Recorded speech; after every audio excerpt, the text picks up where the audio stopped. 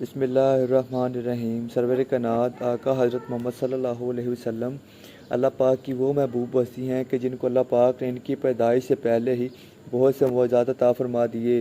آج کی اس ویڈیو میں خاص ان معجزات کو ذکر کیا جائے گا جو نبی آخر الزمان تاجدار کائنات حضرت محمد صلی اللہ علیہ وسلم سے شکم مادر میں رونما ہوئے۔ حضرت آدم سے حضرت عبداللہ تک حضور صلی اللہ علیہ وسلم پاک پشتوں سے منتقل ہوتے رہے، جیسا کہ حضور اکرم کا فرمان عالی شان ہے جو کہ حدیث کی تمام کتابوں میں مختلف صحیح حوالوں سے اس طرح درج ہے: اللہ پاک نے مجھے پاک پشتوں سے پاک رحموں میں منتقل کیا یہاں تک کہ میں تمہاری دنیا میں آیا اور کبھی بھی زمانہ جاہلیت کے افکار میں داخل نہ ہوا۔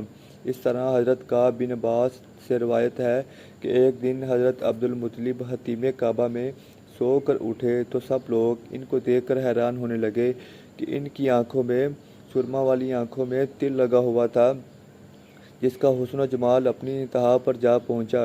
یہ دیکھ کر ایک آن حضرت عبد المطلب کے والد حضرت ہاشم سے کہنے لگا، اس بچے کی شادی کا حکم آن پہنچا ہے۔ چنانچہ آپ کی پہلی شادی قیلہ نامی عورت سے ہوئی جس سے حضرت حارث پیدا ہوئے۔ قیلہ کے انتقال کے بعد حضرت عبد المطلب کا نکاح ہندہ بنت امرو سے ہوا جس سے حضرت عبداللہ پیدا ہوئے۔ ایک دفعہ حضرت عبداللہ نے خواب دیکھا کہ جو انہوں نے اپنے والد حضرت عبد المطلب کو یوں بیان فرمایا: اے میرے بابا، میں نے خواب میں دیکھا ہے کہ بدا سے باہر آیا ہوں اور میری پشت سے دو نور نکل آئے، ایک مشرق کی جانب اور دوسرا نور مغرب کی جانب پھیل گیا، اور وہ دو نور بڑی تیزی سے پلک جھپکتے ہی واپس میری پشت میں چلے گئے۔ حضرت عبد المطلب یہ خواب سن کر بے حد خوش ہوئے اور اپنے بیٹے سے فرمایا کہ اگر تم نے یہی واقعی خواب دیکھا ہے تو میرے بیٹے، تم سے عالم میں جلد ہی روشنی آئے گی۔ اس کے بعد حضرت عبد المطلب نے اپنے پیارے بیٹے کی شادی مکہ کی سب سے ذہین، قابل پاباز، حسن و نسب میں سب سے بہتر اور طاہرہ خاتون حضرت آمنہ سے کر دی۔ آپ نہایت پارسا، پرہیزگار، طہارت و نفس اور شرافت و نفس اور عزت و جابت والی صاحب ایمان خاتون تھی۔ آپ قریش کی عورتوں میں حسب و نسب اور فضیلت میں سب سے ممتاز تھی۔ حضرت آمنہ کا نسب حضرت عبداللہ سے اپنے جد امجد حضرت عبد مناف پر جا کر مل جاتا ہے۔ نکاح کا تیسرا دن شب جمعہ کو مقدس اور دلاویز نور حضرت عبداللہ کی پشت مبارک سے حضرت آمنہ کے وطن مبارک میں منتقل ہو جاتا ہے اور سرور کائنات حضور اکرم صلی اللہ علیہ وسلم کی بشرا ولادت کی تشکیل کا اہتمام شروع ہو جاتا ہے۔ ناظرین گرامی، تمام ائمہ کرام اس بات پر متفق ہیں کہ شب جمعہ کی رات تمام راتوں سے افضل ہے، کیونکہ اس رات سارے عالم میں جو خیر و برکت نازل ہوئی وہ قیامت تک کسی رات میں نہیں ہوگی۔ بے شک حضرت عبداللہ اور حضرت آمنہ کی شادی کا ثمر سب سے عزیز اور شریف و نفس انسان کی ولادت تھی، اس لیے ان کی شادی سب سے اہم اور بابرکت شادی مانی جاتی ہے۔ امام ابو نعیم ابو اصفہان دلائل النبوہ میں روایت کرتے ہیں کہ حضور اکرم صلی اللہ علیہ وسلم کی والدہ حضرت آمنہ نے خواب میں سنا کہ کوئی ان سے کہہ رہا ہے، آپ تمام عالم کی سردار اور خیر البشر سے حاملہ ہیں، ان کی ولادت پر ان کا نام احمد اور محمد رکھنا، اس دوران اپنا حال چھپائے رکھنا۔ امام کسلطانی لکھتے ہیں کہ شب جمعہ کو نبی کریم رف الرحیم مادر میں تشریف لائے اور اس رات قریش کی بکریاں بول پڑیں کہ رب کعبہ کی قسم کہ حضرت آمنہ اللہ کے رسول سے حاملہ ہیں۔ حضرت آمنہ فرماتی ہیں کہ میں نے اس رات ایک نور دیکھا جس سے دنیا بر روشن ہو کر میرے سامنے آ گئی اور میں نے شام کے محلات بھی دیکھے۔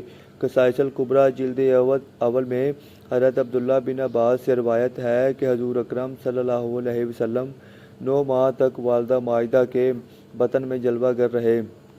اس دوران انہوں نے کسی قسم کی تکلیف، متلی، بے چینی اور جو عمومی طور پر عورتوں کو ان ایام میں پیش آتے ہیں، ان کی شکایت کا اظہار نہ کیا۔ حضرت بی بی آمنہ فرماتی ہیں کہ جس روز سے حضرت محمد میرے بدن میں آئے اس روز سے عجیب و غریب حالات نظر آنے لگے۔ ایک مرتبہ میرے پاس حسین و جمیل بہشتی خاتون کا ظہور ہوا۔ محدثین نے ان حوریں لکھا ہے ان کے ہمراہ حضرت بی بی آسیہ علیہ السلام حضرت بی بی مریم علیہ السلام بھی تشریف لائیں اور اپنی موجودگی سے حضرت آمنہ کو دلاسا دیا اور باور کرایا کہ وہ ایک بہت ہی عظیم اور بے مثال ہستی کی ماں بننے کا شرف حاصل کرنے والی ہیں۔ حضرت بی بی آمنہ کہیں بھی تشریف لے جاتی تو بادل آپ پر سایہ کرتے، درخت جھک کر سلام پیش کرتے، پتھر بول کر سلام بھیجتے۔ تیسری صدی ہجری کے مشہور مورخ ابن ہاشم لکھتے ہیں کہ حضرت آمنہ نے فرمایا کہ جب حضرت محمد صلی اللہ علیہ وسلم رسول خدا میرے شکم میں تھے، میں نے ایک آواز سنی جو یہ کہتی تھی کہ اے آمنہ، کیا تم جانتی ہو کہ تمہارے بدن مبارک میں کون ہے؟ وہ پیغمبر آخر الزماں ہیں جو وہ اس دنیا میں تشریف لائیں گے تو یہ ذکر پڑھنا ہے: اے اللہ، میں اپنے بچے کو ہر حسد کرنے والے سے اور تیری پناہ مانگتی ہوں، اور اس کے بعد اس کا نام محمد رکھنا۔ اس سیرت النبی میں ابن ہشام لکھتے ہیں کہ شب جمعہ جب حضور نبی کریم شکم مادر میں تشریف لائے تو حضرت جبرائیل علیہ السلام فرشتوں کے جرمٹ میں بام کعبہ تشریف لائے اور ہلالی پرچم لہرایا گیا۔ ابلیس کرتک الٹ گیا اور وہ 40 دن تک مسلسل روتا رہا۔ حضرت ابن عباس سے روایت ہے، سند صحیح کے ساتھ مروی ہے کہ جب تمام کانوں کو اطلاع ہوئی کہ اللہ کے رسول تشریف لے آئے ہیں تو وہ ایک دوسرے سے مشورے کرنے لگے کہ کیسے ان کو روکا جائے۔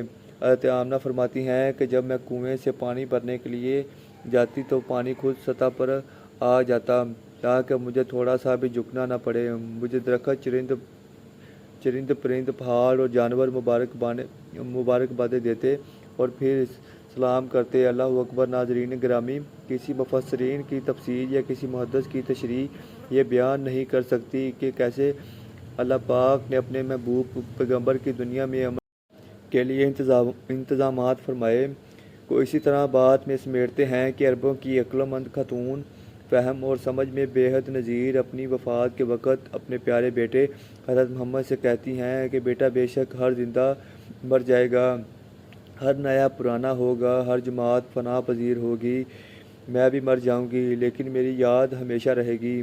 میں نے اپنا خیر یعنی اپنا بیٹا باقی رکھا اور ایک پاک اور پاکیزہ بیٹے کو پیدا کیا۔ ناظرین گرامی، بے شک ربیع الاول اہل محبت کا مہینہ ہے۔ اللہ پاک ہمیں اس مہینے کے فیض و برکات حاصل کرنے کی توفیق عطا فرمائے۔ اللہ پاک ہمیں توفیق دے کہ ہم پختہ ایمان اہل محبت عشق بن سکیں تاکہ ہمارا نام بھی حضور اکرم صلی اللہ علیہ وسلم اور ان کی پاک آل کے عاشقوں میں لکھا جا سکے۔